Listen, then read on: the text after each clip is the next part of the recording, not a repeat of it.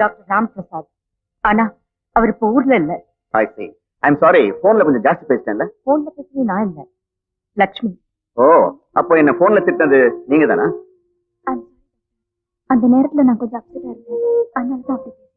நீங்க சாரி சொல்ல வேண்டிய அவசியமே இல்லை. நான் தான் உங்களுக்கு நன்றி சொல்லணும். அங்கிள ஜாக்கிரதையா பாத்துங்க. நான் நாளைக்கு வரேன். ராஜாவுக்கு உடனே போன் பண்ணணும். நான் ஏற்கனவே பண்ணிட்டேன். நீங்க உள்ள போய் உட்காருங்க, நான் மருந்து வாங்கிட்டு வர ஏற்பாடு பண்றேன்.